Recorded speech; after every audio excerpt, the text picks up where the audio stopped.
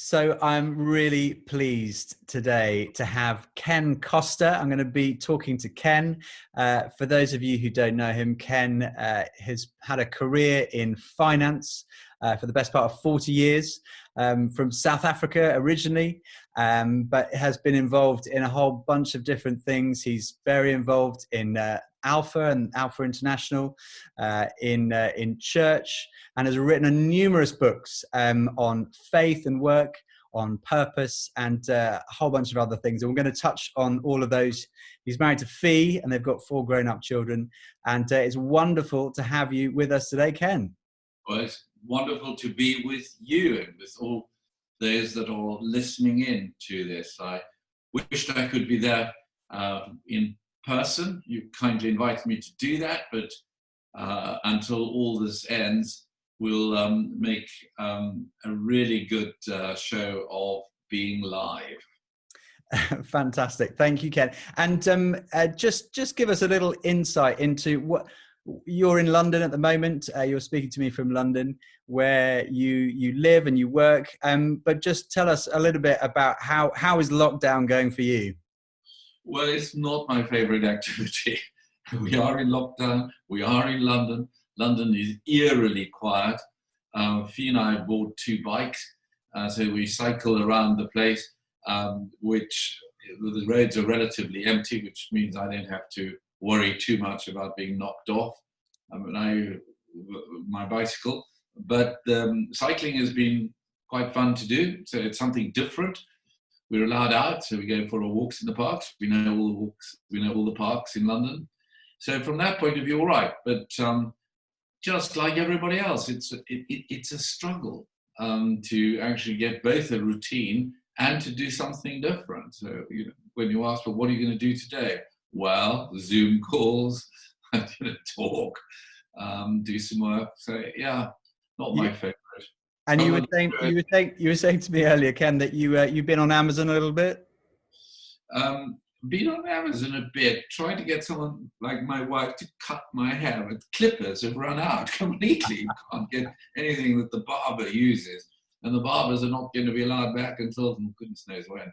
So we're in lockdown, long hair, pressing on like everyone else. Well, too much, but there we are.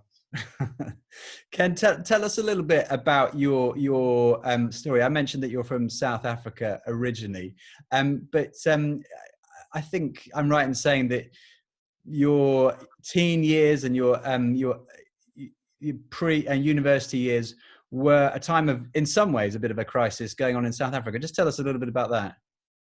Well, they were really, because growing up in South Africa, I had a sort of great passion for justice, and being in a society, the apartheid regime, which actually forced people to live differently. I went to an all-white school, came to an all-white university, and always, really sort of feeling that was an injustice. And so became sort of involved with the student activities and the demonstrations and protests that were going on at the time, to try and see whether there was a way in which we could see or shape a better society for most people. It wasn't of much effect, but those were tough times, and it was, with a great sense of relief that I came to study in England. And you talk about shaping a better society, and I think that's a big question that people are asking at the moment in this current crisis. And I think particularly what the workplace is going to look like. And you've written your first book was called God at Work, all about bringing together the idea of faith and the workplace. And I suppose some people would say, well, is it possible to bring faith and work together? Just tell us a little bit about how you see that in general. Well, the one thing, Terry, coming to your original thing, is the workplace. So when my grandson Mungo says to his father in 20 years' time, or 10 years' time, who knows, even shorter, what did Grandpa mean by saying he's going to work? I mean, what does going to work mean? And I think we have 2 things happening. We have a complete change of the understanding of work, where the where you used to work would say, well, if it's okay, we allow people to work at home if they would like to do it. We're a flexible employer. Used to be a good selling point. Now, will you please stay at home and work and not come into a central place is a new theme. It's not just a sign of being a nice, good, cuddly employer, but actually a shift is taking place. We don't know what that looks like. And so therefore, there is an uncertainty in the workplace and in the way in which work is moving on. But there is space for faith in the workplace for the simple reason that, and this is what this terrible time has taught us, is you cannot separate out a human being into purely a financial person or just an emotional person. There is a scope for a spiritual, by which I mean a non-material. There is a longing for the non-material, for something that gives a purpose and meaning to a day-to-day life. And so I put it in a very simple line, which is that my worship station, which for over 40 years has been in finance, is also my workstation, or so I say the other way around.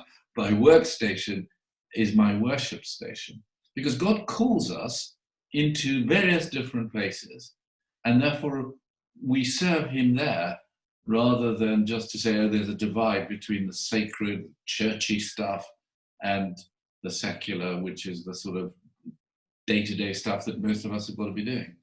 In a nutshell.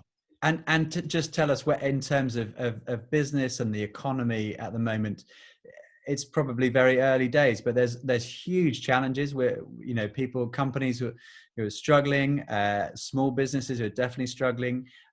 We, amongst the community of people watching here, there'll be those who are on furlough, those who are who may be worrying about losing a job. There may also be those who are making the most of an opportunity to create new business ventures and ideas. What do you see as coming out of this season? I know that's going to be a long period and we probably can't define that, but what are you seeing at the moment on the sort of on the business level of what's going on in the economy? Well, the first thing to say is that I think that the government took completely unprecedented action to try and help as far as they could as many people when the business world simply seized up. Literally in a twinkling of an eye, it all stopped. And from this is going to come ways of changes that we have no idea what it might mean, how the debt is going to be repaid and when, who will bear it equitably is one whole debate that needs to be undertaken. But also there is the immediate concern to ensure that the economy comes back and can fire up again, such that people can go back to work and be productive at work. It's a false dichotomy to say, is it preserving of life and therefore, you know, sort of everybody has to be in lockdown, or is it the economy? It's not a dichotomy of that kind. It is that all these things are taken together. Moral judgments are incredibly difficult to make. They're made no easier by having to make them in a crisis. But I do believe that we will come through this time, that we'll come through it with lessons learned, that our lives will be very different. I think our care for the environment, our care for our health, for the way in which we consume things, the food that we eat, the way we bring up our children to live and to work with uncertainty in the world. These are big issues that will come and change much of what is going to happen. But above all, I think that the current issues is forcing people, and I'm no exception to it, to actually ask the question, well, what am I about? What do I want out of life? And how do I go about it? What kind of rhythm do I build into my life with some imagination as to what it's going to look like going forward, because it will be, you will come through this time. But it will only be in any point if we came through it sort of enriched as human beings and flourishing in the business, but also knowing that we've had to deal with fear, we've had to deal with uncertainty, we've had to deal with some very difficult issues that people would have, grieving people, lost loved ones, jobs that are lost at the moment. That, I think, is where, of course, I am so grateful to have the faith in Jesus Christ, because he rose again. And by his Spirit, he will lead us through this, not just through the church events, but through through the things we do at work, the day-to-day working activities. Mm. And you talked about purpose and maybe rediscovering our purpose in this time. And obviously there are lots of challenges that people are facing, which you've touched on, but also maybe some great opportunities to think through what our purpose is. And just say a little bit about, you've written this book, Know Your Why, which is about knowing your purpose, what you're created for. And obviously your Christian faith impacts that. Just tell us a little bit about that. What impact does your Christian faith have on that question of purpose and meaning? Well, the greatest possible impact, because it deals with the one major uncertainty of life, which is death. And we know that we have life eternal, which is why we are different in that we don't fear death as many would from this great crisis that we're facing, because we know that there is life after death. Now, no one wants to go through the process, and we've seen the horrible pictures and all that happens, but that is a very critical part of what this new world kind of looks like that we're living in. We get stock exchange indices, the FTSE is up so many points, and there's so many people have died. It's an extraordinary thing to hold together. So that affects us in our purpose, because you can't live in a bubble. One lives in the fact that actually you either have a faith that believes there is a hope in a resurrection, which means that there is a purpose to what I'm doing today, because it is shaping my life and the lives of others who I come into contact with for the better going forward. And so you have to ask that simple question: why do I do what I do? Are you doing it just for cash? Well, there's nothing wrong with that. I worked for cash. Are you doing it just for career purposes? I want to be the senior teacher in school. There's nothing wrong with that. In fact, there's something very good with having ambition of that kind. Do you do it just for a cause? I work in the voluntary sector and I work for that cause. But if you don't have a sense of calling, that inner experience of the Spirit of God saying you are equipped and created to be working in this particular field, then you will burn out. And burnout is one of the great issues of our time.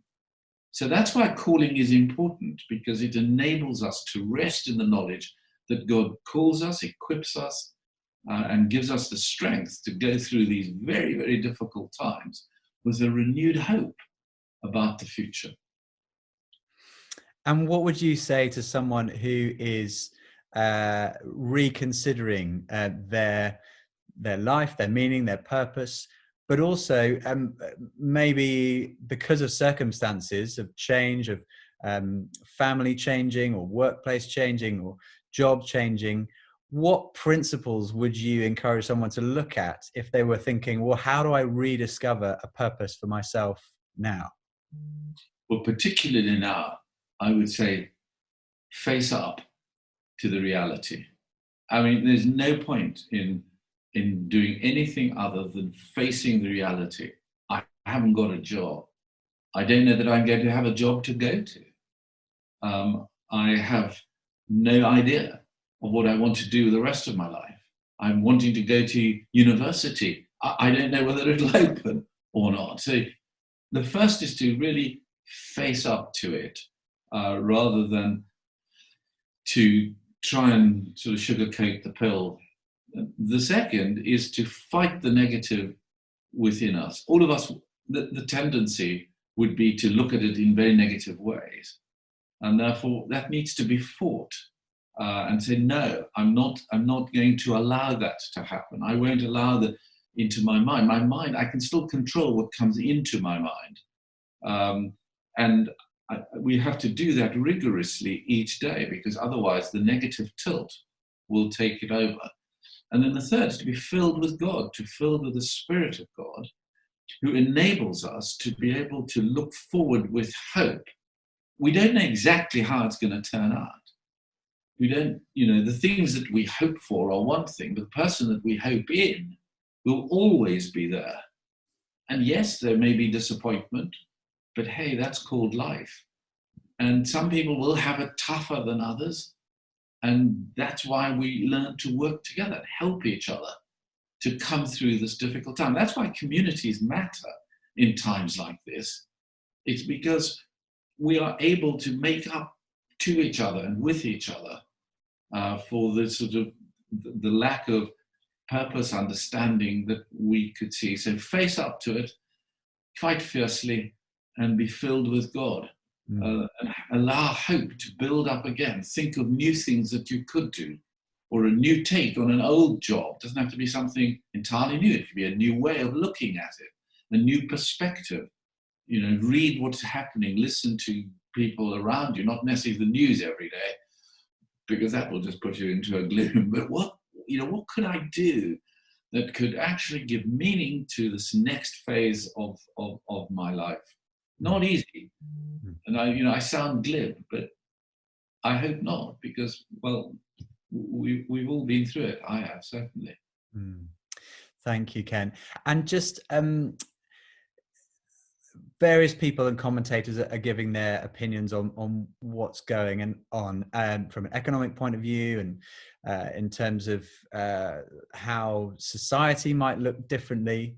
But I suppose one of the questions that's being asked in the church is, what might God be doing, or what might he be saying to us at the moment through what's going on? He obviously doesn't cause the suffering, but he can use it. So what do you think God might be doing and saying to the church, but to the nation as well at the moment?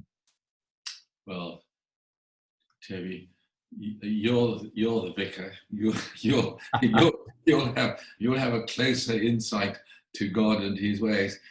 But just sort of sensing around what there might be, I think there's been a collective, almost sigh of God saying to all of us, stop, just stop, and just reboot, just recalibrate what it's all about. Why are you living the way you're living? Why are you spending the way you're spending? Why are you anxious when I've told you that you can cast your anxieties onto me? So I think there is a in a sort of terrible way, a stop and a moment to reassess where it is that we're coming from in this. Because what has happened was that there's been a total collective loss of control in the world. The financial institutions, governments, health systems, globally, there's no place to hide. All of them had a loss of control.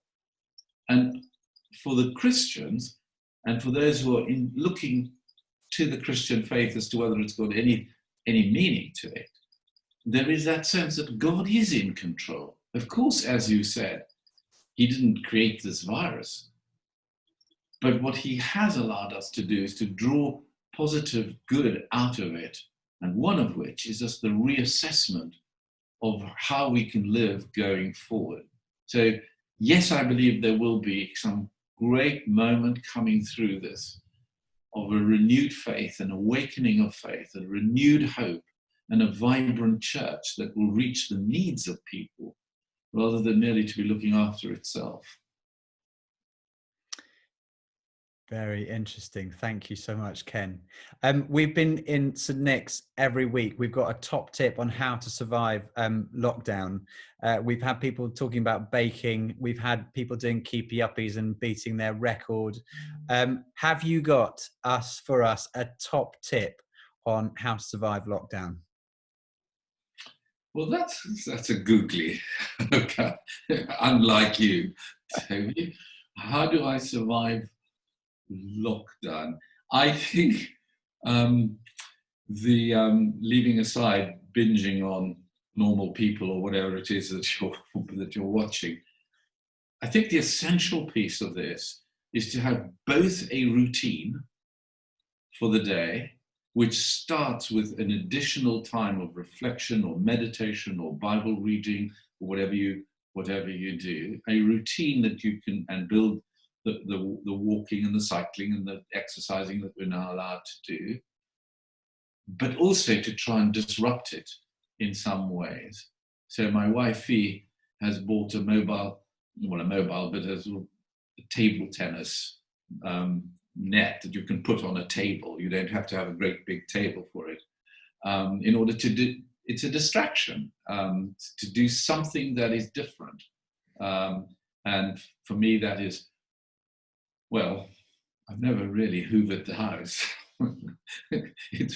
it is a dreaded Saturday therapy.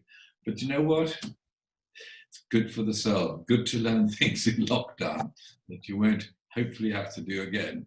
Nice. So hoovering and table tennis. I like it.